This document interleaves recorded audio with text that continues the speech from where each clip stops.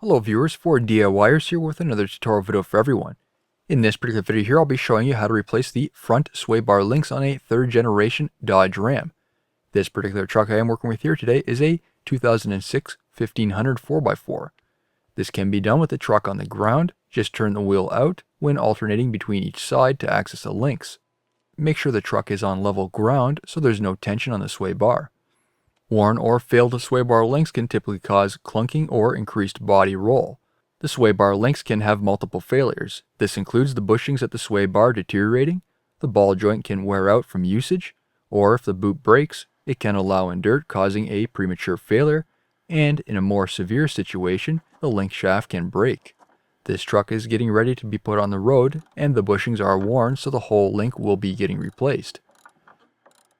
Start by removing the 15mm nut on the top holding on the sway bar. The hex on the top portion to prevent the link from spinning requires a 15mm wrench. If yours are excessively tight and you're not reusing the old links, use a pipe wrench with the handle rested against the frame and a Johnson bar instead for added leverage. Then remove the washer with the rubber bushing. For the bottom below the ball socket joint, there will be a spot to put a 17mm wrench, then the nut under the control arm is a 18mm. Loosen and remove the nut. The link can't be removed just yet, we'll need to go over to the opposite side now. I have already disconnected the other side, now is rotating up the sway bar to disconnect the links, then remove. It's important to compare the old and new links to ensure they are the same. These only install in one orientation. On the sway bar mounting side, first is the metal washer, then the bushing. The sway bar mounts in the middle. Next is the other bushing, washer, and finally the nut. A rubber-safe lubricant can be used to help push the bushings into place.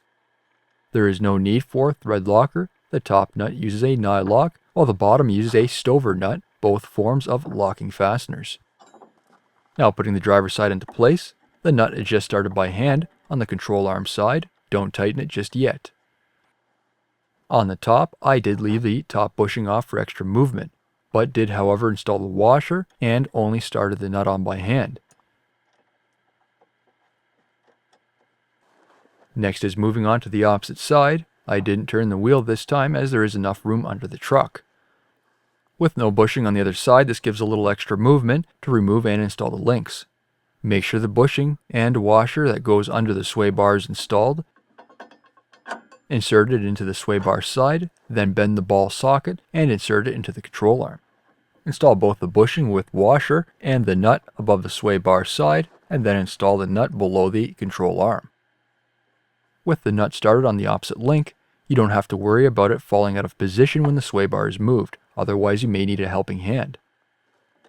Going back to the driver's side, tighten the lower 18mm nut, and a 18mm wrench is also required to prevent the link from spinning.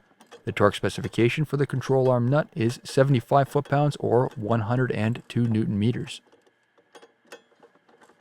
Between the new and old links, I did find the sizes required for the sockets and wrenches were different. Remove the nut and washer, install the bushing, then washer, and finally the nut.